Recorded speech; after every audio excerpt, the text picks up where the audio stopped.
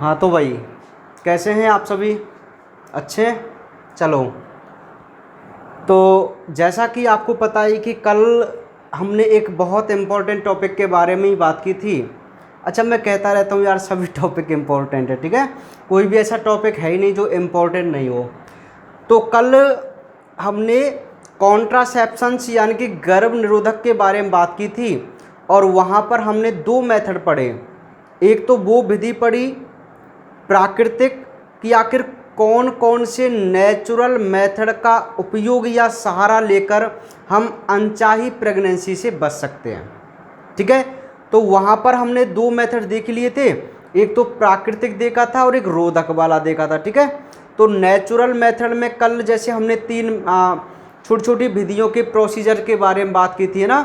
जैसे आप आवधिक संयम का सहारा ले सकते हैं, जिसमें माहवारी चक्र का योगदान होता है, मतलब 10 से 17वें दिन मैथुन क्रिया से बचना होता है। बाह्य स्खलन देखा कि वीर्य स्खलन से जस्ट पहले लिंग को मादा योनि से बाहर निकाल देना, और जो वीर्य होता है उसका मादा योनि से बाहर स्खलित कर देना। ऐसे भी हम उससे बच सकते हैं प्रेगनेंसी से। और एक तीसरा था स्तनपान अनार्तव, लैक्टेशनल एमिनोरिया, ठीक है। उसमें क्या माना जाता है कि जब तक एक महिला किसी अपने बच्चे को स्तनपान कराती है, लगभग प्रसव के 4 से 6 माह तक, तब तक ऐसा माना जाता है उसमें अंडोत्सर्ग व रज चक्र की प्रक्रिया नहीं होती। तो उस समय भी क्या नहीं होगा भाई, प्रेगनेंसी का खतरा नहीं है। तो ये नेचुरल मेथड थे 3। उसके बाद हमने बात की बैरियर मेथड की। तो बैरियर में मोस्टली जो यूज होता है वो कंडोम, जिसका लोकप्रिय नाम निरोध है, वो ज़्यादातर यूज में होता है, ठीक है। तो कल हमने उसके बारे में बात की थी। उसके अलावा डायाफ्राम, ग्रीवा टोपी है ना, बोल्ट वगैरह ऐसे। तो चलिए, आज का जो हमारा टॉपिक है वो और भी इम्पोर्टेंट है भाई।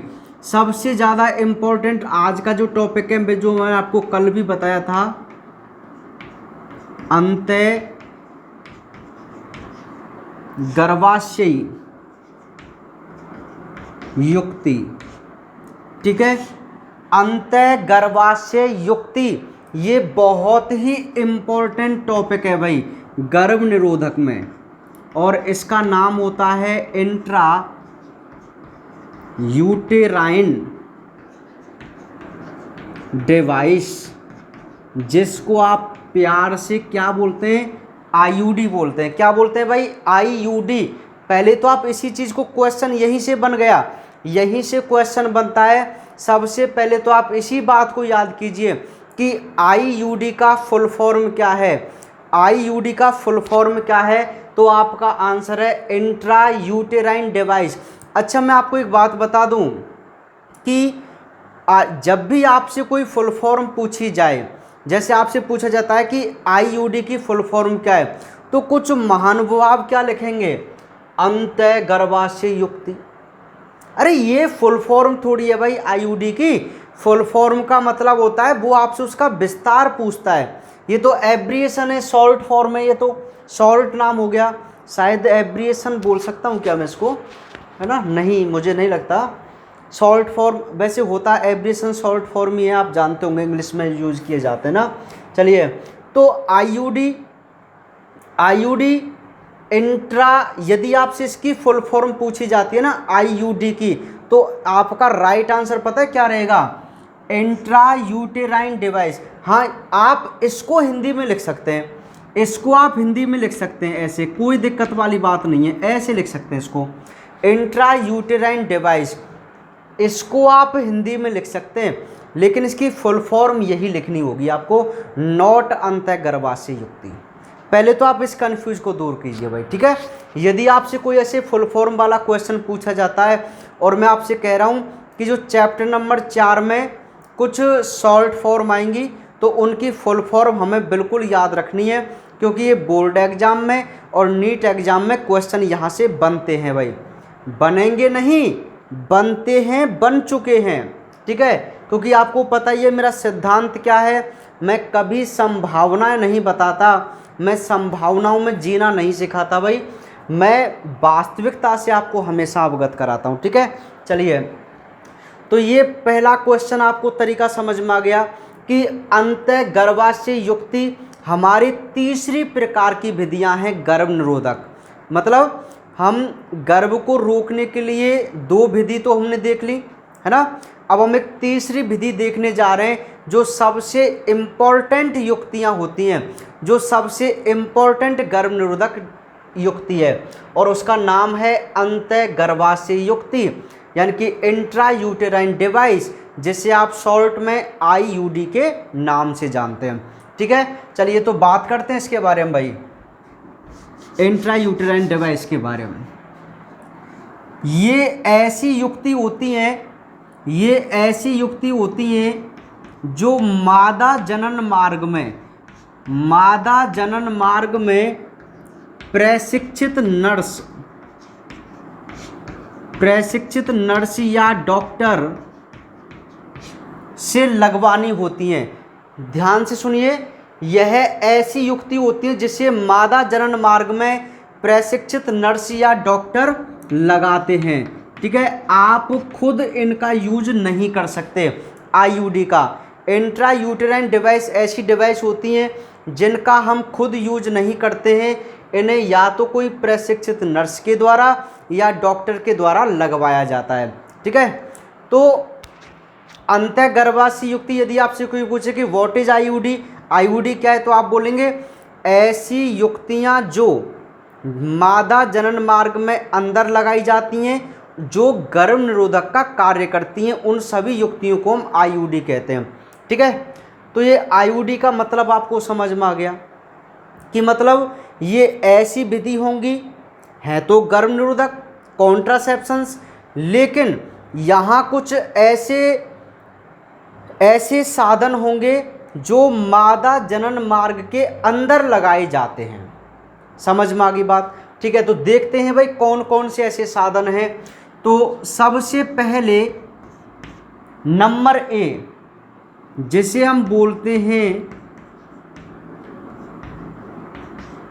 औषधि रहित IUD। कौन सी भाई? औषधि रहित IUD। समझ में आ रही है आपको बात? कौन सी IUD है? औषधि रहित IUD। तो नाम से ही पता चल रहा है कि यह कोई ऐसी IUD होगी जिसमें किसी भी प्रकार का कोई रसायन नहीं होगा। जैसे ही औषधि का नाम आ जाए तो औषधि से आप समझ जाइए केमिकल। ठीक है, तो ऐसी IUD है ये जिसमें किसी भी प्रकार के रसायन का यूज नहीं होता। और मैं आपको बता दूं, आप इसको VVM कर लेना, वेरी मोस्ट कर लेना इस पूरे टॉपिक को। बोर्ड एग्जाम में और नीट एग्जाम में सबसे ज़्यादा क्वेश्चन आज तक केवल इसी टॉपिक से पूछे गए हैं। समझ पा रहे हैं आप मेरी बात को? ठीक है, तो VVM कर लेना भाई, अंतःगर्भाशय युक्ति को वेरी मोस्ट इंपॉर्टेंट कर लेना, और एक एक चीज़ को बड़ी आसानी से ध्यानपूर्वक समझते हुए चलिए। ठीक है, मैं गारंटी के साथ कहता हूँ, यदि कोई बच्चा मेरी इस क्लास को, इसका सभी क्लास को कॉन्संट्रेट होके सुनेगा, ध्यानपूर्वक सुनेगा, तो उसको लगभग 70% तो याद हो जाता है। ये मतलब जो बच्चों का खुद का कहना है, तब मैं आपको बता रहा हूँ। ठीक है, अब भाई मुझे तो नहीं पता चलता ना, जैसे बच्चे कहते हैं कि सर जब आप पढ़ाते हैं तो लगभग इतना % हमें पहली बार रिवाइज हो जाता है, जैसे उनका फीडबैक होता है, तो उसी हिसाब से मैं बोल रहा हूँ, शायद ऐसा हो सकता है ना। चलिए, अब आपका तो पता नहीं आता है, नहीं आता। तो औषधि रहित IUD, ध्यान से सुनो मेरी बात, हम क्या पढ़ रहे हैं? हम इंट्रायूटेराइन डिवाइस पढ़ रहे हैं, अंतःगर्भाशय युक्ति पढ़ रहे हैं। हेडिंग से पता चल रहा है, क्योंकि मैं बार बार कहता हूं और फिर दोबारा मैं इस लाइन को नहीं दोहराना चाहता कि बायोलॉजी की 99.99% 99 बोल दूं क्या? नहीं यार, इतना नहीं, लेकिन अधिकांश जो हेडिंग है वो खुद बताती है कि मैं कौन हूँ। ठीक है, तो देखिए, अंत माने अंदर, गर्भाशय माने गर्भाशय में, और युक्ति माने कोई डिवाइस या साधन वगैरह। ठीक है, तो ये सभी ऐसी युक्ति हैं जो गर्भाशय के ओर पास या अंदर लगाई जाती हैं ना। तो सबसे हमने IUD को भी कैटेगराइज कर दिया है ना, इसकी भी श्रेणियां डिवाइड कर दी है हमने। तो सबसे पहली है औषधि रहित IUD।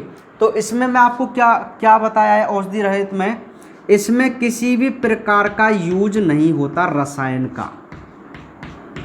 रसायन का यूज नहीं होता, किसी भी प्रकार का रसायन इसमें काम में नहीं लिया जाता है। तो आपको केवल इसका मोस्ट वन एग्जाम्पल याद रखना है, और इसका एक बहुत ही अच्छा सा एग्जाम्पल है लिपेस लूप। क्या है? Lipase loop. ठीक है, तो लिपेस लूप क्या होता है मैं आपको बता दूं। एक धागेनुमा स्ट्रक्चर होती है, एक धागेनुमा स्ट्रक्चर होती है। मान लीजिए ये गर्भाशय है, ये गर्भाशय है, और इस गर्भाशय में एक इस प्रकार की स्ट्रक्चर को डाल दिया जाता है। ये धागेनुमा संरचना होती है, केवल इसी को आप लिपेस लूप के नाम से जानते हैं। अच्छा, अधिकांश ये बताते हैं कि यदि गर्भाशय के अंदर कोई फॉरेन पार्टिकल्स भी होता है, कोई अजनबी, कोई बाह्य पदार्थ होता है, तो भी उसमें गर्भधारण नहीं होता। ठीक है, हालांकि यहाँ से कुछ ऐसे वैसे कोई रसायन हार्मोन तो यहाँ इससे रिलीज नहीं होता नहीं है, तो इसका एक ही काम होता है, ये केवल फॉरेन पार्टिकल्स की तरह काम करता है। ठीक है, जिसे मादा की बॉडी एक्सेप्ट न करके और गर्भधारण से बचाने का कार्य करती है। ठीक है, तो फिलहाल आप इतना याद रखिए, यदि आपसे पूछा जाता है कि एक औषधि रहित आईयूडी है, ऐसे क्वेश्चन बनते हैं कि निम्न में से एक औषधि रहित आईयूडी है, तो आपका राइट आंसर लिपेस लूप रहेगा, जो एक धागे की तरह स्ट्रक्चर में होता है। ठीक है, तो पहली आईयूडी तो कैसी होती है भाई? एक आईयूडी तो होती है औषधि रहित, जिसमें किसी भी प्रकार के रसायन का यूज नहीं होता है। एग्जाम्पल मोस्ट वन आपको याद रखना है, कौन सा? Lipase loop. ठीक है, अब नेक्स्ट जो बहुत ही इम्पोर्टेंट है, जिसे आप बोलते हैं तांबा मोचक आईयूडी। ये सबसे ज़्यादा इम्पोर्टेंट है भाई। इसमें मतलब है तो पूरी इम्पोर्टेंट, लेकिन ये उसमें स्पेशली इम्पोर्टेंट है, तांबा मोचक आईयूडी। अब नाम से पता चल रहा है कि यह कोई ऐसी आईयूडी होगी जो क्या रिलीज करेगी? कॉपर आयन, यानी कि तांबा माने कॉपर, मोचक माने रिलीज करना। तो मैं इसमें बता दूं आपको कि जो तांबा मोचक आईयूडी होती है वो एक टी आकृति की एक छड़ होती है। क्या होती है? टी आकृति की एक छड़ होती है जो कॉपर आयन रिलीज करती है ना, कॉपर के आयन रिलीज करती है, कॉपर आयन मुक्त करती है। कौन? टी आकृति की एक छड़, जो प्लास्टिक की थोड़ी प्लास्टिक टाइप से में होती है ना, और जिसमें कॉपर आयन्स होते हैं। तो ये टी आकृति की जो छड़ है वो क्या मुक्त करती है भाई? कॉपर के आयन। अब ये कॉपर के आयन का फंक्शन क्या होता है, ये बहुत इम्पोर्टेंट है, जो नीट में शायद 2-3 बार रिपीट होके क्वेश्चन आया है। ठीक है, आपको नहीं पता यार, मैं आपको दूंगा ना पीडीएफ, तब आपको पता चलेगा। मैं भूल जाता हूँ, मैंने आपको चैप्टर नंबर 3 की पीडीएफ दी है उसमें ना, कोई बात नहीं।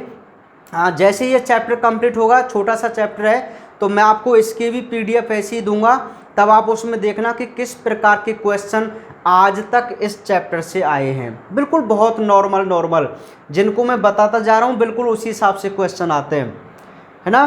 तो ये क्वेश्चन भी पूछा गया था, ये कॉपर टी जो है उसका काम क्या होता है। ठीक है, तो भाई इसके 2 काम होते हैं।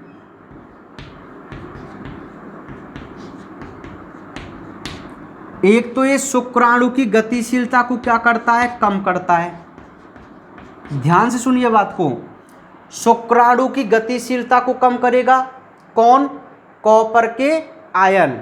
ठीक है, और जब ये शुक्राणु की गतिशीलता कम हो जाएगी ना, तो ये इसकी निषेचन क्षमता को भी प्रभावित करता है।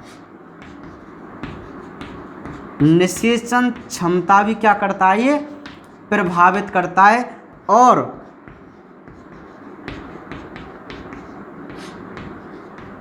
बक्षकाणु क्रिया को क्या कर देता है? बढ़ा देता है। दिख रहा है क्या आपको यहाँ तक? दिख रहा है ना। चलिए, तो ये बहुत इंपॉर्टेंट पॉइंट मैंने आपके सामने लिखा हुआ है भाई, तांबा मोचक आईओडी के बारे में। आप इसको बहुत अच्छी तरीके से याद कर लो। देखो कितना सिंपल है यार, समझो। देखो तांबा मोचक आईओडी है ना, तो यह कोई एक ऐसी आईओडी होगी जो कॉपर रिलीज करेगी। तो आपको क्या बोलना है कि ये टी आकृति की एक छड़ होती है, कैपिटल टी आकृति की एक छड़ होती है, जो क्या मुक्त करती है, कॉपर आयन मुक्त करती है। अब ये कॉपर आयन क्या करता है, ये कॉपर आयन क्या करता है, एक तो शुक्राणु की गतिशीलता को कम कर देता है। भाई जो शुक्राणु रिलीज होंगे ना मादा जनन, यार एक बात बताओ, ये युक्ति गर्भ निरोधक नहीं है क्या? अरे गर्भ को रोकना है, प्रेगनेंसी को रोकना है, ठीक है। अब यहाँ पर हम कोई कंडोम वगैरह उनका तो यूज कर नहीं रहे, ना ही कोई नेचुरल मेथड हम यहाँ पे यूज ले रहे हैं। हम तो जो रियल मैथुन क्रिया होती है, मतलब बिना किसी अवरोध वगैरह के वो मैथुन क्रिया हो रही है ना। और वास्तविक जो वीर्य स्खलन है वो अपने जो वीर्य स्खलन है वो भी हो रहा है ना, स्पर्म भी जा रहे हैं। लेकिन हमने एक अलग तरीका अपनाया है। अब क्या कि हमने एक टी आकृति की छड़, और वो कहाँ लगा दी है भाई, गर्भाशय के अंदर लगा दी है ना। तो ये टी आकृति की छड़ कुछ इस प्रकार होती है भाई, ऐसे होती है, इसमें ये धागे से होते हैं, ठीक है। यह टी आकृति की एक छड़ है, ठीक है, इसी को आप बोलते हैं कॉपर टी। अभी आगे एग्जांपल्स देखेंगे हम। तो ये टी आकृति की छड़ कहाँ लगा दी हमने, गर्भाशय में, ठीक है। तो ये क्या काम करती है, कॉपर के आयन रिलीज करती है। जैसे ही स्पर्म यहाँ पे पहुँचते हैं, ये कॉपर के आयन इनकी गतिशीलता को कम कर देते हैं और कुल मिला के इनको नष्ट कर देते हैं। क्यों? क्योंकि बक्षकाणु क्रिया भी बढ़ जाती है। जो इसकी बक्षकाणु कोशिकाएं होती है, मैक्रोफेज वगैरह, ये इनको मार कर खा जाती हैं। समझ पा रहे हैं आप मेरी बात को? तो कुल मिला के जितने भी स्पर्म होते हैं उन सबको यहीं पर मार दिया जाता है, ठीक है। उनकी गतिशीलता कम हो जाती है, उनकी निषेचन क्षमता प्रभावित हो जाती है, और बक्षकाणु क्रिया को बढ़ाकर इन सभी को डिस्ट्रॉय कर दिया जाता है। अब जब सब की सब मर जाएंगे तो यार निषेचन कैसे होगा, और निषेचन नहीं होगा तो प्रेगनेंसी कैसे होगी? आई बात समझ में? तो ये तांबा मोचक आईओडी का काम होता है भाई। समझ पाया आप मेरी बात को? तो यहीं से नीट में 2-3 बार क्वेश्चन बना था कि जो कॉपर टी होती है उसमें से जो कॉपर के आयन रिलीज होते हैं उनका काम क्या होता है, वो कैसे काम करती है। तो ये काम करती है, गतिशीलता भी कम करती है, उसकी निषेचन क्षमता को प्रभावित करती है, ठीक है। चलिए, तो अब इसके एग्जाम्पल की मैं बात करूं, इसके एग्जाम्पल आपके लिए बहुत ज़्यादा इम्पोर्टेंट है भाई। किसके एग्जाम्पल? तांबा मोचक आईओडी के एग्जाम्पल। अब इसके जो एग्जाम्पल है वो सबसे इम्पोर्टेंट है कॉपर टी। सीयू माने कॉपर, कॉपर टी, कॉपर 7 और मल्टी लोड 375 कॉपर टी। ये 3 एग्जाम्पल हैं जो आपको यहाँ पर क्लियर दिखाई दे रहे हैं। देखिए, एक तो कॉपर टी हुआ, एक कॉपर 7 हुआ, और एक मल्टी लोड 375 कॉपर टी। तो ये 3 एग्जाम्पल हैं किसके? तांबा मोचक आईओडी के। उनमें सबसे ज़्यादा इम्पोर्टेंट जो सर्वाधिक काम में ली जाती है वो कॉपर टी काम में ली जाती है। आप समझ पाए इस कॉपर टी को या तांबा मोचक आईओडी को? तो बहुत नॉर्मल है और बहुत ज़्यादा इम्पोर्टेंट है। चलिए अब बात करते हैं थर्ड की। थर्ड भी अपने आप में इम्पोर्टेंट है भाई, क्योंकि मैंने तो कहा था कि पूरी की पूरी इम्पोर्टेंट है। हार्मोन मोचक आईओडी। अब ज़रा ध्यान से सुनिए भाई इस बात को, मैं इसके बारे में यहाँ से लिखना प्रारंभ करता हूँ, है ना। ये वाला तो कॉपर टी वाली बात हो गई। अब तीसरी जो आईओडी है वो है हार्मोन मोचक आईओडी। अब एक बात बताओ, नाम से ही पता नहीं चल रहा क्या कि यह कोई ऐसी आईओडी है जो हार्मोन रिलीज करती है या हार्मोन्स पे आधारित है, ठीक है। तो सिंपल सी बात हो गई कि यह ऐसी आईओडी है जो हार्मोन्स का श्रावण करती है, या मैं कह सकता हूँ हार्मोन के द्वारा शुक्राणु वगैरह और उनको नष्ट करती है, ठीक है। शुक्राणु तो नष्ट नहीं करती है, इसका अलग काम होता है, मैं आपको बताऊंगा। तो हार्मोन मोचक में सिंपल क्या हुआ कि यह ऐसी युक्ति हैं जो हार्मोन्स पर आधारित हैं और जिनका मुख्य काम क्या होता है, सुनिए भाई ललाओ, इनका मुख्य काम होता है रोपण क्रिया को रोकना। कौन सी क्रिया को रोकना? रोपण की क्रिया को रोकना। कौन सी क्रिया को रोकना? रोपण की क्रिया को रोकना। तो ओवरऑल यदि आपसे पूछा जाए कि आईयूडी का मुख्य काम क्या होता है, तो आईयूडी का मुख्य काम केवल और केवल इम्प्लांटेशन को रोकना होता है। इस बात को बहुत इंपॉर्टेंट तरीके से समझिए भाई कि इनका काम क्या होता है, रोपण क्रिया को रोकने का इनका काम होता है। ये हार्मोन मोचक से मतलब नहीं है, ये ओवरऑल जो आईयूडी होती है ना, इसका ओवरऑल जो मेन वर्क होता है, मेन फंक्शन क्या होता है, ये इम्प्लांटेशन को रोकती है, भ्रूण का आरोपण नहीं होने देती। ठीक है, अब आरोपण का मतलब क्या है, भ्रूण वगैरह नहीं बनता है, पहले से ही नहीं बनता है। ठीक है, तो इसलिए वैसे हम बोलते हैं क्योंकि ये नीट में क्वेश्चन बना है और राइट आंसर इसी को माना है, तो यही हमें पढ़ के चलना है भाई। ठीक है, तो यदि आपसे पूछा जाए कि आईयूडी का मुख्य काम या क्यों ये प्रेफर की जाती है, क्या इसका मेन फंक्शन होता है, तो ये रोपण क्रिया को रोकने का काम करती है। और यदि आपसे पूछा जाए कि सर्वाधिक जो बेस्ट, सबसे बेस्ट जो गर्भ निरोधक है, सबसे बेस्ट जो गर्भ निरोधक होती हैं वो कौन है, वो अंतःगर्भाशय युक्तियाँ ही हैं, आईयूडी है। और में रिस्क है, समझो मेरी बात को, औरों में रिस्क होती है लेकिन यहाँ पर रिस्क की कोई संभावना नहीं है, इसलिए ये सबसे बेस्ट कॉन्ट्रासेप्शंस के अंतर्गत रखी जाती है भाई आईयूडी। तो ये भी आप क्वेश्चन पूछा जा गया है और आपको याद रखना है। अब इसके एग्जाम्पल्स की बात कर लेते हैं, तो इसके एग्जाम्पल भी भाई पूछे गए हैं नीट एग्जाम में। प्रोजेस्टेरोन, थोड़ा यहाँ रफ कर दूं, इसके एग्जाम्पल जो आपको मोस्टली याद रखने हैं, प्रोजेस्टेरोन और LNG20, LNG20, ठीक है, लीवो के नाम से होता है ये। तो ये हमारी हार्मोन मोचक आईयूडी है। तो देखो कितनी सिंपल है हार्मोन मोचक, आप बोलेंगे कि यह आईयूडी हार्मोन्स पर आधारित है ना, और जो रोपण क्रिया या अंडोत्सर्ग की क्रिया को रोकने का कार्य करती है। और इसके एग्जाम्पल्स दो हैं, मतलब टैबलेट टाइप में आते हैं, एक तो प्रोजेस्टेरोन और एक LNG20।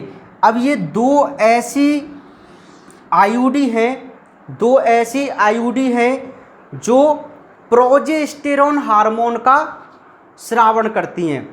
प्रोजेस्टेरोन हार्मोन का क्या करती हैं, स्रावन करती हैं। और आप एक बात बताओ, यदि मादा के शरीर में प्रोजेस्टेरोन हार्मोन की मात्रा आप आर्टिफिशियल दे रहे हैं, कृत्रिम रूप से दे रहे हैं, तो बताओ प्रोजेस्टेरोन की कभी कमी आएगी क्या उस मादा बॉडी में? और जब प्रोजेस्टेरोन की कमी नहीं आएगी ना, तो रजचक्र नहीं होगा। क्यों नहीं होगा रजचक्र? इसलिए नहीं होगा क्योंकि वो एंडोमेट्रियम परत ही नहीं नष्ट होगी। अरे एंडोमेट्रियम परत नष्ट कब होती है? जब मादा शरीर में एस्ट्रोजन प्रोजेस्टेरोन की कमी हो। अरे यार, जब उसकी बॉडी में आप कृत्रिम रूप से ये प्रोजेस्टेरोन दे रहे हैं तो क्या उसकी एंडोमेट्रियम नष्ट होगी? और यदि एंडोमेट्रियम नष्ट नहीं हुई तो क्या उसमें कभी मेंस्ट्रुअल साइकिल होगा, रजचक्र चलेगा? और रजचक्र नहीं चला तो जो पुटिका वगैरह है या FSH हार्मोन वगैरह है वो अपना काम नहीं करेगा। और कहने का मतलब है अंडोत्सर्ग की क्रिया नहीं होगी। और यदि अंडोत्सर्ग नहीं हुआ, यदि अंडोत्सर्ग नहीं हुआ तो सिंपल सी बात है भाई, निषेचन भी नहीं होगा और आरोपण भी नहीं होगा। बहुत सिंपल सी। तो ये आपको टॉपिक समझ में आ गया जो बहुत ही इम्पोर्टेंट टॉपिक था। क्या? अंतःगर्भाशय युक्ति यानी कि इंट्रा यूटेराइन डिवाइस, जिन्हें आप आईयूडी के नाम से जानते हैं। अब आपको पता चल गया कि व्हाट इज आईयूडी। आईयूडी ऐसी युक्तियां होती हैं जो गर्भाशय के अंदर एक प्रशिक्षित नर्स या डॉक्टर के द्वारा लगाई जाती हैं, और जब तक कोई कपल्स गर्भधारण नहीं करना चाहता तब तक ये उस गर्भाशय के अंदर लगी रहती है ना, और आवश्यकता पड़ने पर इन्हें वापस निकलवा दिया जाता है। तो ये 3 प्रकार की होती हैं भाई। एक बार मैं फिर इसका रिवाइज करा देता हूँ। एक तो होती है औषधि रहित आईयूडी। अब इसमें जब औषधि रहित है तो इसमें किसी भी प्रकार का हार्मोन रसायन का यूज नहीं होगा। साधारणतः इसका एग्जाम्पल क्या है, लिपिस्लूप, ठीक है। उसी हिसाब से यदि हम बात करें सेकंड वन, तांबा मोचक आईयूडी। नाम से पता चल रहा है कि आप बोलेंगे कि यह टी आकृति की एक छड़ होती है जो कॉपर के आयन रिलीज करती है। ये कॉपर के आयन क्या करते हैं, शुक्राणु की गतिशीलता को कम करते हैं, उसकी निषेचन क्षमता को प्रभावित करते हैं, ये बक्षकाणु क्रिया को बढ़ा देते हैं, ठीक है। एग्जाम्पल की बात करूं तो कॉपर टी, कॉपर 7, मल्टीलोड 375, ये 3 प्रकार के एग्जाम्पल हैं भाई किसके, तांबा मोचक आईयूडी के। उसी श्रेणी में यदि हम बात करें लास्ट तीसरे प्रकार की आईयूडी तो वो हार्मोन मोचक होती है।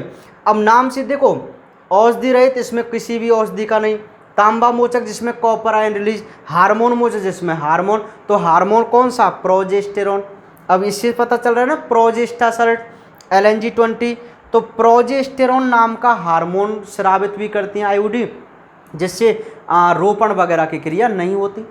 तो क्या दिक्कत है आप बताइए इसमें अंतःगर्भाशय युक्ति में। सिंपल सा टॉपिक है ना, और बहुत इंपॉर्टेंट भी है। तो अधिकांश क्वेश्चन यहाँ से बने हुए भाई बोर्ड एग्जाम में और नीट में, ठीक है। तो ढंग से इसको पढ़ लेना आप।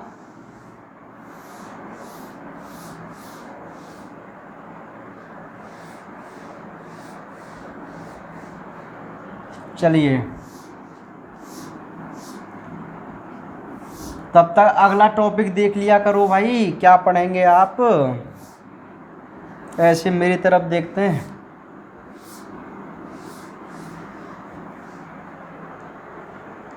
ये यार उड़ता है पंखे से।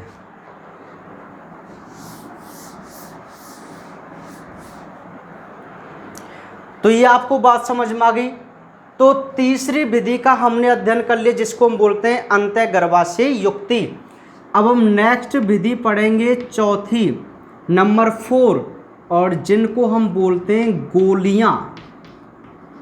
गोलियां भाई, गोलियां, ये खाने वाली और मारने वाली गोलियां नहीं हैं, ये गर्भ को कंट्रोल करने वाली गोलियां हैं जिन्हें आप पिल्स के नाम से जानते हैं, ठीक है। तो गोली वैसे तो 2 प्रकार की होती हैं। अब 2 प्रकार भी अलग अलग होते हैं, मैं आपको बता दूं। एक तो मुंह के द्वारा खाई जाने वाली और एक योनि के माध्यम से लगाई जाने वाली, ठीक है। तो मैं आपको बता दूं कि हम केवल यहाँ पर एक ही प्रकार की टैबलेट बात करेंगे जो ओरल होती हैं। तो देखिए 2 प्रकार की टैबलेट होती हैं जिन्हें मादा को खाना पड़ता है, ठीक है। तो मुंह के द्वारा ली जाने वाली ये 2 प्रकार की टैबलेट होती हैं भाई। पहली प्रकार जो है, अब तो ये सिंपल से टॉपिक हैं, प्रतिदिन ली जाने वाली, और सेकंड है साप्ताहिक ली जाने वाली, ठीक है भाई। 2 प्रकार की टैबलेट होती हैं जिन्हें मादा मुंह के द्वारा खाती है, ठीक है भाई, टैबलेट्स को, है ना। तो देखिए कितना सिंपल सा टॉपिक है। अब हम ये पढ़ रहे हैं कि कुछ विशेष प्रकार की गोलियां भी होती हैं जिनसे गर्भधारण से बचा जा सकता है, ठीक है। अब टैबलेट का जिक्र शायद आपने अपने और पास ऐसे सुना होगा, है ना, ठीक है। तो जैसे कई बार क्या होता है, हाँ वो अलग चीज़ है, मैं बता दूंगा आपको। तो प्रतिदिन ली जाने वाली गोली और साप्ताहिक ली जाने वाली गोली, तो सुनिए भाई, प्रतिदिन ली जाने वाली जो गोली हैं उनके बारे में ज़रा सुनिए आप कि ये जो महिला होती है, देखो 1 से 5 तारीख तक तो होती है ब्लीडिंग, है ना। इस समय तो मैथुन क्रिया होती नहीं है, ये सारी चीज़ रज चक्र पर डिपेंड है भाई। तो 1 से 5 तक तो मैथुन क्रिया नहीं होती है। तो 6वें दिन से 21वें दिन तक, 6वें दिन से लेकर 21वें दिन तक हर रोज एक टैबलेट लेनी पड़ती है ना। हर रोज एक टैबलेट लेनी पड़ती है भाई। ध्यान सुनिए मेरी बात। ऐसे भी आप लिख सकते हैं कि रज चक्र के पहले दिन से 21वें दिन तक हर रोज़ एक टैबलेट लेनी होती है, ठीक है। और यदि हम इस समय रोज़ मैथुन क्रिया भी करें तो कभी भी प्रेगनेंसी का कोई खतरा नहीं है। क्यों? क्योंकि ये जो गोलियां होती है ना वो प्रेगनेंसी को रोकने का कार्य करती हैं, अंडोत्सर्ग, रज चक्र आदि क्रिया को रोकने का कार्य करती हैं। ये टैबलेट कैसे ली जाती हैं भाई? अरे यार सिंपल सी बात है यार, प्रतिदिन ली जाने वाली तो प्रतिदिन। अब आप बोलेंगे सर ये 21 दिन तक ही क्यों लेते हैं? अरे यार एक बात बताओ, 21 दिन तक यदि आप लेंगे तो इससे अगला आपका वही सेफ पीरियड आ गया ना। यदि आप उस समय गोली भी नहीं लेंगे ना, जो महिला है वो गोली का यूज नहीं करेगी तो भी प्रेगनेंसी नहीं हो पाएगी। क्यों नहीं हो पाएगी? क्योंकि रज चक्र का ये 21वें दिन तक ही तो खतरा रहता है अधिकतम, उसके बाद तो ओवम जो होगा वो मर गया होगा, समझ रहे हैं। तो इससे आगे तो आप बिना पिल्स के भी मैथुन क्रिया कर सकते हैं, तो प्रेगनेंसी का कोई खतरा नहीं है। तो लगभग कौन से दिन तक? श्री राम, राम का नाम भी ले लिया करो, हैं। चलिए, तो प्रतिदिन एक एक गोली लेनी पड़ती है भाई। तो लगभग 21वें दिन तक, रज चक्र के इस 21वें दिन तक हर रोज़ एक टैबलेट लेनी पड़ती है। फिर 7-8 दिन का गैप दे देते हैं, है ना। जैसे ही दोबारा रज चक्र स्टार्ट होता है फिर से यही सिस्टम स्टार्ट हो जाता है, ठीक है। तो हालांकि इसके साइड इफ़ेक्ट ज़्यादा हैं, इसके दुष्प्रभाव बहुत हैं भाई। जो प्रतिदिन ली जाती है ना गोली, उसके साइड इफ़ेक्ट ज़्यादा होते हैं। अब आप खुद सोचो, यदि रोज़ एक टैबलेट लेनी पड़े, गोली लेनी पड़े तो भाई है ही खतरनाक, ठीक है। इसका एग्जाम्पल मतलब कौन सी गोली ली जाती है जिसका नाम आपने बहुत सुना होगा, मालाडी, है ना। गर्भ निरोधक महिलाओं के लिए मालाडी, है ना। ऐसे पहले एक ऐड आता था, सुनिए, हाँ शायद अब भी आता होगा, पता नहीं, मैंने तो टीवी पता नहीं कब की देखी, मेरी तो किस्मत में नहीं लिखी यार, ठीक है। आपके तो मज़े आराम से देख रहे होंगे, है ना, कोई बात नहीं। तो मैं आपको बता दूं कि बहुत समय पहले क्या, जब मैं टीवी देखता था तो उस समय भी एक ऐड आता था, है ना, कि गर्भ निरोधक महिलाओं के लिए मालाडी, है ना। तो तब तो हम नहीं जानते थे भाई मालाडी क्या होती है ना, ऐसे ही देख लेते केवल, लेकिन आज पता चल गया तो आज हम आपको बता रहे क्या है ये मालाडी, ठीक है। तो जो मालाडी है, मालाडी के नाम से मार्केट में टैबलेट होती हैं, ठीक है। ये वही टैबलेट हैं जो गर्भ निरोधक के रूप में काम करती हैं। समझ में आ गई बात, ठीक है। तो प्रतिदिन ली जाने वाली जो टैबलेट्स हैं उनको हम क्या बोलते हैं, उनका नाम क्या है, मार्केट में क्या नाम है इनका, मालाडी के नाम से होती हैं। हालांकि नए नए वर्जन होंगे, अब तो मुझे तो नहीं पता, पर ये जो लोकप्रिय इसका नाम है वही आपको याद रखना है, ठीक है। चलिए अब बात करते हैं साप्ताहिक ली जाने वाली, मतलब वीकली। अब ये देखो अलग से अपने आप में स्पेशल है, ये तो ऐसी टैबलेट हैं जो प्रतिदिन लेनी पड़ती हैं महिला को, और ये ऐसी टैबलेट है जो 7 दिन में एक बार। अब बेस्ट कौन सी है ये आपको भी पता है, ठीक है। तो साप्ताहिक ली जाने वाली सिंपल सी बात है, एक सप्ताह में केवल एक टैबलेट। अरे इससे अच्छा क्या होगा भाई, कहाँ एक प्रतिदिन एक और कहाँ सप्ते में एक, ठीक है। और ये लाओ, ये जो टैबलेट है ना जिसका आपको बहुत दिन से इंतज़ार है, कई बच्चे पूछ रहे कि व्हाट इज सहेली, है ना, तो ये वही सहेली है। समझ पा रहे हैं मेरी बात को? सहेली नाम की टैबलेट है, सहेली नाम की टैबलेट है, और ये ऐसी टैबलेट है गर्भ निरोधक जो सप्ताह में एक बार ली जाती है, वीकली, ठीक है भाई। तो इसको महिला को शायद 3 टैबलेट लेनी पड़ेंगी ना, 3 टैबलेट पूरे महीने में, क्योंकि 21वें दिन तक तो 7 या 21, तो 3 टैबलेट से ही काम चल जाता है। समझ पा रहे? तो और इसके साइड इफ़ेक्ट नहीं है बिल्कुल भी, साइड इफ़ेक्ट इसके बिल्कुल भी नहीं है भाई। बिल्कुल तो यार हो सकते हैं पर नहीं है, कम है। किसके? सहेली के। इसके साइड इफ़ेक्ट ज़्यादा होते हैं मालाडी के, इसके साइड इफ़ेक्ट कम होते हैं। ये प्रतिदिन लेनी पड़ती है, सप्ताह में एक बार लेनी पड़ती है, ठीक है। अच्छा ये तो आपको एक मोस्ट क्वेश्चन याद कीजिए, प्रतिदिन ली जाने वाली टैबलेट का एग्जाम्पल याद करो, सप्ताह में ली जाने वाली टैबलेट का एग्जाम्पल याद करो। इसके साइड इफ़ेक्ट ज़्यादा, इसके साइड इफ़ेक्ट कम, एक बात हो गई। अब मोस्ट इम्पॉर्टेंट क्वेश्चन, जो सहेली नाम की टैबलेट है, सहेली नाम की जो टैबलेट है, ये क्वेश्चन बहुत इंपॉर्टेंट, आप इसको नोट कर लेना।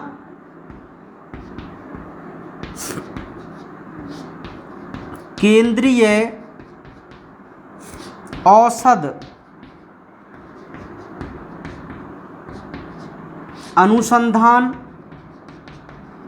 संस्थान लखनऊ, जिसको आप शॉर्ट में CDRI के नाम से जानते हैं। शायद मैंने CDRI नहीं लिखा है नोट्स में, तो आप उसको नोट कर लीजिए भाई, CDRI भी लिख लीजिए नोट्स में, लिख लिया CDRI नोट्स में, आप लिख लेना, आप ऐड कर लेना, जो मैं चीज़ें आपको एक्स्ट्रा बताता हूँ। तो ये तो आप वहीं लिख लेना जहाँ लिखा हुआ है आपके central drug research institute, central drug research institute इसकी फुल फॉर्म होती है। तो बहुत इंपॉर्टेंट क्वेश्चन है, ये पूछा जाता है कि सहेली की खोज किसने की थी, है ना। तो सहेली नाम की जो टैबलेट है उसकी खोज की थी केंद्रीय औषध अनुसंधान संस्थान लखनऊ ने। किसने की थी? केंद्रीय औषध अनुसंधान संस्थान लखनऊ ने, जिसे शॉर्ट में CDRI के नाम से जाना जाता है। ठीक है, एक तो ये इंपॉर्टेंट पॉइंट है जो पूछा जाता है। एक और इंपॉर्टेंट पॉइंट क्या है कि जो ये टैबलेट होती है ना, वो प्रोजेस्टेरॉन प्लस एस्ट्रोजन का क्या होती है भाई? संयोजन होती हैं। ये भी बहुत इंपॉर्टेंट है, यदि आपसे नीट में भी क्वेश्चन पूछा गया है। ठीक है, सुनिए कि जो ये गोलियां हैं इनका संयोजन क्या है, मतलब किस चीज से ये बनी हुई होती हैं।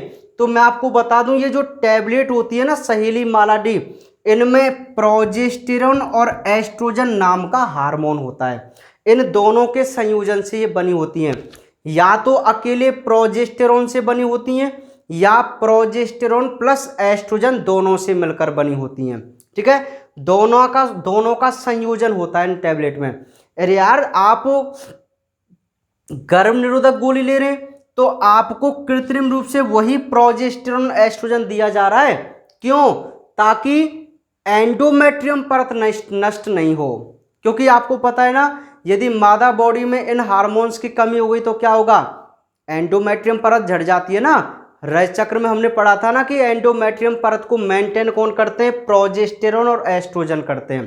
ठीक है, और मैं आपको बता दूं कुछ ऐसी भी टैबलेट आती हैं, जैसे आवश्यकता पड़ने पर जो महिलाएं होती हैं वो अपने रज चक्र के टाइम को भी बढ़ा सकती हैं।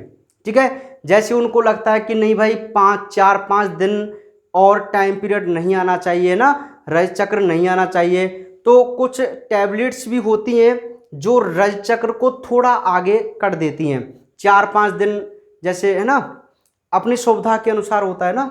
चलिए, तो ये बात आपको समझ में आ गई। तो 2 प्रकार की टैबलेट्स भी होती है जो गर्भ निरोधक की तरह काम करती हैं, है ना।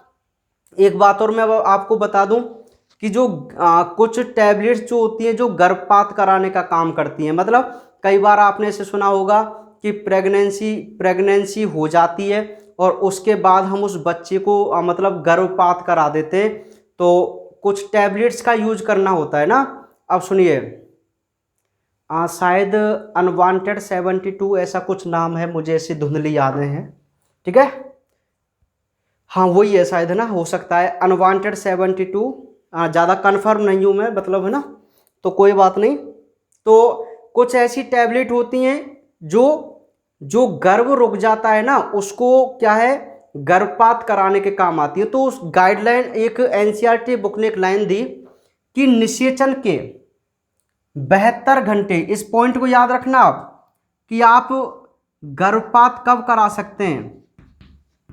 72 घंटे के भीतर। यदि आपको ये मैथुन क्रिया के 72 घंटे के भीतर की बात चल रही है। जैसे मैथुन क्रिया हुई, आपको लगा यार कि हो सकता है प्रेगनेंसी हो जाए, ठीक है, आपको डर है, तो आप क्या करते हैं कि 3 दिन तक, मैथुन क्रिया के 3 दिन तक यदि आप उसको टैबलेट्स देते हैं तो गर्भपात हो जाता है। मतलब जो निषेचन या जायगोट वगैरह बनता है वो बाहर पास आउट हो जाता है। ठीक है, तो ऐसे कुछ है। तो ये कहा है कि 72 घंटे के भीतर मैथुन क्रिया के 72 घंटे के भीतर हमें ये टैबलेट्स दे देनी चाहिए जो गर्भपात कराती हैं। ठीक है, समझ में आ गई बात। तो ये हमारी बात हुई भाई टैबलेट्स या पिल्स के ऊपर। तो दो प्रकार की पिल्स होती हैं, एक तो प्रतिदिन ली जाने वाली और एक साप्ताहिक ली जाने वाली। चलिए इनके एग्जाम्पल याद कर रखना, और जो साप्ताहिक में है जो सहेली वो ज़्यादा इंपॉर्टेंट है, किसने इसकी खोज की और क्या इसका संयोजन होता है, ये आपके लिए इंपॉर्टेंट क्वेश्चन के रूप में भाई। अब इसके बाद जस्ट बाद जो हमारी नेक्स्ट विधि है वो आती है अंतररोप। अंतररोप विधि। अच्छा, अंतररोप विधि बहुत नॉर्मल है, मैं आपको बता दूं अंतररोप जो विधि होती है उसमें भी एस्ट्रोजन प्रोजेस्टेरोन होता है। तो इसे या तो हम टीके के रूप में या त्वचा के नीचे लगा देते हैं, और एक प्रकार से गर्भ निरोधक टैबलेट की तरह यूज होता है। इस प्रकार की संरचनाएं होती हैं, ऐसी स्टिकनोमा स्ट्रक्चर होती है ऐसी ना। तो इन्हें या तो इंजेक्शन के रूप में टीके के रूप में लगा दिया जाता है या त्वचा के नीचे अंतररोपित कर दिया जाता है, जो गर्भ निरोधक गोलियों की तरह काम में आती है। बस इतना सा है अंतररोप वाला। इसमें भी एस्ट्रोजन प्रोजेस्टेरोन का इशारा होता है। अब इसके बाद ये 5वीं विधि हो गई अंतररोप, जो छोटी सी विधि है। अब नेक्स्ट और सबसे लास्ट विधि, और वो है शल्य क्रिया विधियां, जिनको आप सर्जिकल मेथड के नाम से भी जानते हैं। किस नाम से जानते हैं? सर्जिकल मेथड, यानी कि शल्य क्रिया विधियां। ठीक है, तो ये शल्य क्रिया जैसा ही नाम से पता चल रहा है, शल्य शब्द जहां लग जाए ना आपके दिमाग में आना चाहिए ऑपरेशन। क्या आना चाहिए भाई? ऑपरेशन। ठीक है, तो शल्य क्रिया विधियां का मतलब है डायरेक्ट ऑपरेशन कराना। हम गर्भ निरोधक पढ़ रहे हैं, लेकिन ये जो विधि है ना ये सबसे यूनिक है, और जो विधि है वो अलग काम करती है, और ये विधि इसका अपना खुद का ही अलग काम है। कैसे? कि जो दंपत्ति जो भविष्य में कभी भी बच्चा नहीं चाहते, सुनिए मेरी बात को, इससे पहले जो 5 विधियां थी ना वो तो क्या है, वो तो एक टेम्परेरी विधि होती हैं, है ना। मतलब जब चाहें कि अब बच्चा होना चाहिए तो उनका हम प्रयोग करना बंद कर देंगे तो बच्चा हो जाता है। ठीक है, और नहीं चाहते तो उनका यूज करके प्रेगनेंसी को रोक देते हैं। लेकिन ये जो शल्य क्रिया विधियां है ना ये तब अपनाई जाती हैं जब उनको फ्यूचर में कोई बच्चा नहीं चाहिए। मैं कह सकता हूं कि ये परमानेंट मेथड है। अरे यार, गांव में सुना है आपने? गांव का मतलब शहरों में भी सुनते हैं भाई। शहर वाले बुरा मत मान जाना कि सर शहर में आप कुछ बताते नहीं है, कोई बात नहीं। तो मतलब क्या होता है कि आपने शायद सुना होगा कि भाई बच्चेदानी का ऑपरेशन हुआ है, ऐसे नहीं बोलते क्या? या ऑपरेशन हुआ है ऐसे बोलते हैं ना। नसबंदी कराइए यार, सिंपल सा शब्द है नसबंदी, तो आप सभी जानते हैं। तो वही विधि है भाई। तो सर्जिकल मेथड में क्या होता है कि यह एक परमानेंट मेथड होते हैं, गर्भ निरोधक, मतलब परमानेंट, हमेशा के लिए। लेकिन ये भी कई बार फेल हो जाते हैं। ठीक है, तो परमानेंट मेथड ये 2 प्रकार के होते हैं भाई। मैं आपको बता दूं, सबसे पहले हम पढ़ते हैं शुक्रवाहिका उच्छेदन, जिसे आप वासेक्टोमी के नाम से जानते हैं। टोमी, वासेक्टोमी के नाम से जानते हैं, इंग्लिश में शुक्रवाहिका उच्छेदन। अब मैं आपको बता दूं, आपने खूब देखा है कि ये 2 टेस्टिस होते हैं। ठीक है, समझ पा रहे आप मेरी बात को? ये शुक्रवाहिका है ना, शुक्रवाहिका। अब एक बात बताओ, जो स्पर्म होते हैं ना, शुक्राणु होते हैं, शुक्राणु, वो कहाँ बनते हैं भाई? वृषण में बनते हैं, और वृषण से ये अधिवृषण से होते हुए शुक्रवाहिका में जाते हैं, और शुक्रवाहिका से फिर ये मूत्र मार्ग के द्वारा ऐसे बाहर पास आउट होते हैं। यही सिस्टम होता है ना। ठीक है, अब हम पढ़ रहे हैं शुक्र वाहिका उच्छेदन।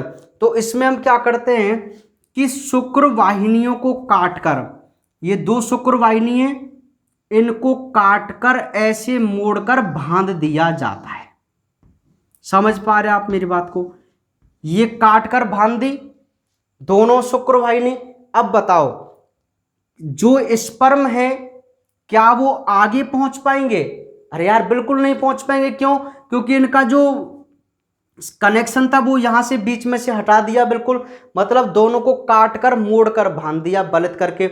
या तो उनको निकाल दिया जाता है या मोड़कर बांध दिया जाता है। तो जो शुक्राणु हैं जो वृषण में बने हैं वो केवल यहीं तक तो रह जाएंगे, बस आगे तो नहीं पहुंच पाएंगे ना। ठीक है, तो ये परमानेंट मेथड हो गया भाई। अब ये कभी भी शुक्राणु को आगे नहीं पहुंच पाएगा या कभी भी ये पिता नहीं बन पाएगा। तो इस विधि में हम क्या करते हैं, इस विधि में चूंकि इस विधि में शुक्र वाहिका को काटा जाता है, ये शुक्र वाहिका तो है, शुक्र वैसा डिफरेंस को ही तो काट रहे हैं शुक्र वाहिका को, तो इसलिए आप इसको क्या बोल सकते हैं, शुक्र वाहिका उच्छेदन बोल सकते हैं।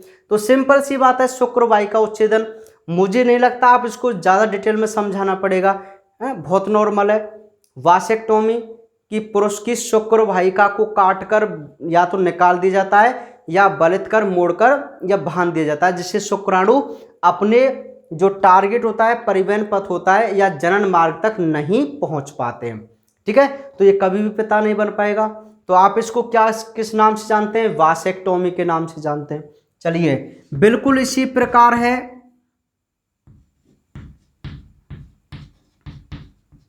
अंडवाहिनी उच्छेदन या नलिका उच्छेदन, आप इसको कह सकते हैं, कुछ भी कह सकते हैं। ठीक है, नलिका उच्छेदन बोल दीजिए, इंग्लिश में बोलते हैं ट्यूबेक्टोमी, नलिका कर दीजिए चाहे इसको, नलिका उच्छेदन या ट्यूबेक्टोमी। अब इसमें भी सिंपल सी बात है, अब आप समझ गए होंगे कि ये दो फैलोपियन ट्यूब होती हैं, फैलोपियन ट्यूब होती हैं, ये गर्भाशय होता है भाई, ये अंडाशय है, ये फिम्बरी। अब इतना समझ गए आप। ठीक है, तो क्या करते हैं, दोनों को काटिए, ऐसे बांध दीजिए मोड़कर। तो बताओ क्या होगा, हो गई ना ये ट्यूबेक्टोमी, नलिका का उच्छेदन कर दिया ना, इन दोनों को काटकर मोड़कर बांध दिया बिल्कुल इसी की तरह। अब जो अंडाणु है वो केवल यहीं तक रह जाएगा। तो शुक्राणु पहुंच पाएगा कि इसके पास कभी भी, तो कभी ये मां बन पाएगी या कभी प्रेगनेंसी हो सकती है क्या, नहीं होगी। तो ये परमानेंट मेथड है। चूंकि इसमें एक नलिका को काटा जाता है, इसलिए हम इसको ट्यूबेक्टोमी या नलिका उच्छेदन के नाम से जानते हैं। ठीक है, और जब हम बच्चेदानी को निकाल देते हैं ना, मैं आपको बता दूं, जब हम बच्चादानी को निकाल देते हैं, गर्भाशय को निकाल देते हैं, तो तब हम उसको हिस्टेरेक्टोमी के नाम से जानते हैं। किस नाम से जानते हैं, हिस्टेरेक्टोमी के नाम से जानते हैं भाई, हिस्टेरेक्टोमी। क्या है हिस्टेरेक्टोमी, गर्भाशय का निकाल देना, गर्भाशय को निकाल देना। लिख सकते हैं आप इसको, एक्स्ट्रा पॉइंट है कि हिस्टेरेक्टोमी क्या है, तो गर्भाशय को बाहर निकाल देना ही हिस्टेरेक्टोमी कहलाता है। जिसे आप बोलते हैं ना बच्चेदानी का ऑपरेशन हुआ है, ऐसे वो वाला टर्म, उसको आप हिस्टेरेक्टोमी के नाम से जानते हैं। इस यूट्रस को ही बाहर निकाल दिया जाता है जब इसमें कोई इन्फेक्शन हो जाता है या कैंसर जैसी कंडीशन हो जाती है तब। तो ये बात आपको समझ में आ गई। एक बार इन डायग्राम्स पर जरा ध्यान दीजिए आप, इन डायग्राम्स को आप हल्के में मत लीजिए भाई। क्यों हल्के में मत लीजिए, क्योंकि कई बार ये डायग्राम दे दिया जाता है, नीट में आता है, केवल नीट में डायग्राम दे दिया जाता है और आपसे पूछ लिया जाता है कि यह डायग्राम किस चीज़ को शो कर रहा है। अच्छा मैं आपसे एक बात और बता दूं, शायद कुछ बच्चे तो नाराज होंगे, सर आप पता नहीं डायग्राम ऐसे चलते हुए से बना देते हैं। देखो आपको केवल समझना है, समझ रहे, अच्छा भी बना दूं लेकिन क्या फ़ायदा यार, ऐसे ही टाइम लगता है। आप इससे ही समझ जाते हैं, आप बेसिक समझना होता है केवल, है ना। डायग्राम तो अच्छे अच्छे आपकी बुक्स वगैरह में बने हुए हैं, आप बना लिया करें खुद, है ना, समझ रहे। अब यहाँ से समझना है ना केवल आपको, तो वो आप समझ गए। आप देखिए ये वृषण थे, ये शुक्र वाहिका थी, तो शुक्र वाहिका को मैंने काट कर मोड़ कर बांध दिया। ठीक है, अब आप इससे समझ गए कि भाई ये शुक्र वाहिका उच्छेदन है या वैसेक्टोमी है। ये ट्यूबेक्टोमी आपको क्लियर दिखाई दे रहा है, इसमें मोड़ के बांधा हुआ है। यदि आपसे डायग्राम पूछा जाता है तो आप इसके डायरेक्ट आंसर कर सकते हैं, कोई दिक्कत वाली आपको बात नहीं है। ठीक है, तो ये क्लियर समझ में आ गया आपको, है ना। तो ये हमारी विधियां हैं भाई। अच्छा, आप इस विधि को क्या बोलते हैं? परमानेंट मेथड है, ये गर्भ निरोधक है एक प्रकार का, जिससे आगे भविष्य में कभी भी बच्चा नहीं होता है। चलिए, ये बात आपको समझ में आ गई। मैंने इस चैप्टर के लास्ट में कुछ बेसिक क्वेश्चन और लिखा है, एक बेसिक क्वेश्चन। तो ये बेसिक क्वेश्चन काफी बार यहां पूछा जा चुका है। जैसे मैं आपसे क्वेश्चन पूछता हूं कि जैसे कोई डॉक्टर, अच्छा एक तो इनको सामान्य भाषा में आप क्या बोलते हैं? पुरुष नसबंदी और महिला नसबंदी के नाम से जानते हैं। हालांकि महिला नसबंदी ज्यादा प्रचलन में है, लेकिन कुछ पुरुष भी ऐसे होते हैं जो अपनी नसबंदी करा के रखते हैं। ठीक है, पुरुष नसबंदी भी होती है, महिला नसबंदी दोनों ही होती हैं, लेकिन ये कम प्रचलन में है, ये ज्यादा प्रचलन में है। ठीक है, शायद बहुत पहले की बातें ऐसे हम सुनते हैं कि जब जनसंख्या ज्यादा बढ़ रही थी तो पुरुष नसबंदी करना स्टार्ट कर दिया था। ठीक है, पुरुष नसबंदी करना शायद इंदिरा गांधी के समय ऐसी कुछ योजना थी, मुझे ऐसा कंफर्म याद नहीं है, लेकिन हुआ था ऐसा ना, पुरुष नसबंदी करना स्टार्ट कर दिया था। पकड़ पकड़ के करने लग गए थे यार, कहने का मतलब ये है ना। सुनो, तो मैं क्या कह रहा था आपसे, मैं भूल गया यार। हाँ, तो सामान्य भाषा में इसको पुरुष नसबंदी और महिला नसबंदी के नाम से जानते हैं, है ना। सामान्य नाम है इसके, सामान्य बोलचाल में। चलिए, तो अब ओवरऑल यदि हम बात करें, जो मैं आपको बेसिक क्वेश्चन बता रहा था, एक बेसिक क्वेश्चन, कि बेसिक क्वेश्चन क्या आता है कि बाई मिस्टेक डॉक्टर बाई शुक्र वाहिका को, कोई भी कैसे भी कुछ भी कह सकता है कि बाई शुक्र वाहिका को बांधना भूल जाता है तो कोई प्रभाव पड़ेगा क्या? अब आप खुद सोचो, देखो वो ये कहता है कि भाई ये बाई शुक्र वाहिका है ना। डायग्राम में हमेशा ये लेफ्ट पार्ट होता है इधर वाला। ठीक है, तो ये जो बाई शुक्र वाहिका है, ये वाला इसने उसको काट तो दिया, लेकिन इसको बांधना वो भूल गया। ठीक है, और दाई शुक्र वाहिका को काट कर और बांध दिया, तो कोई प्रभाव पड़ेगा क्या?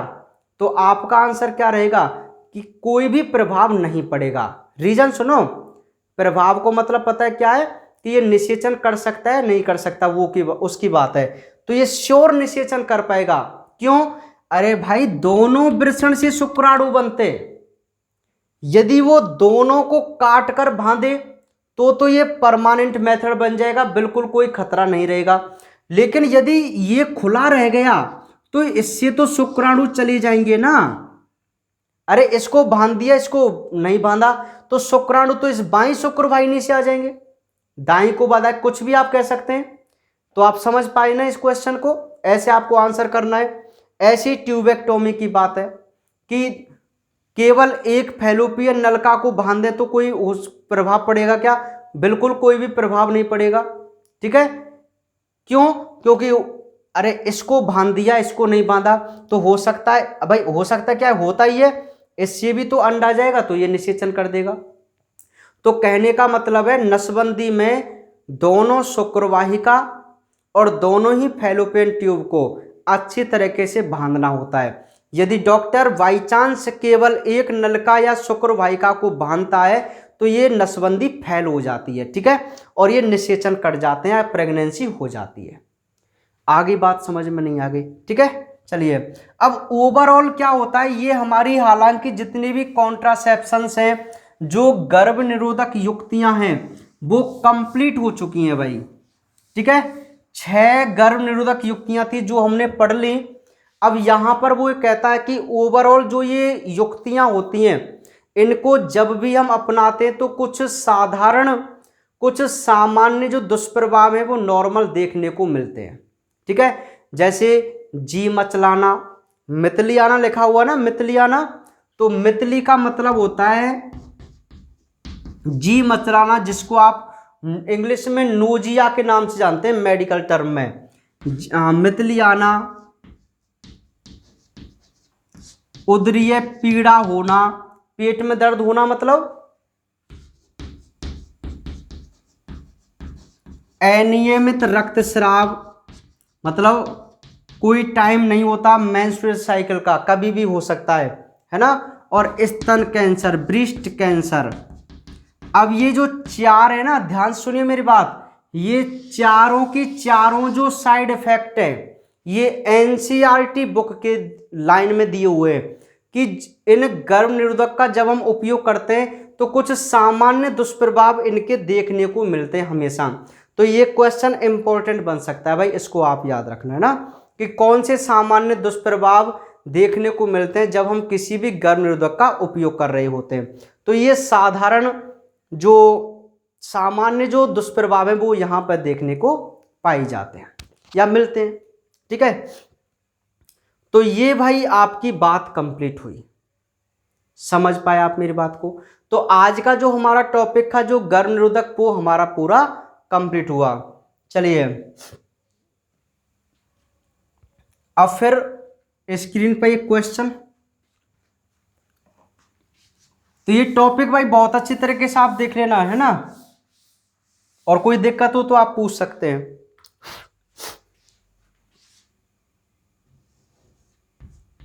क्वेश्चन है,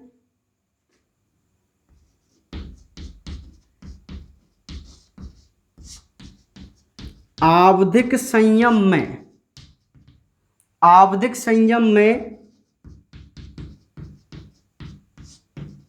कौन से दिन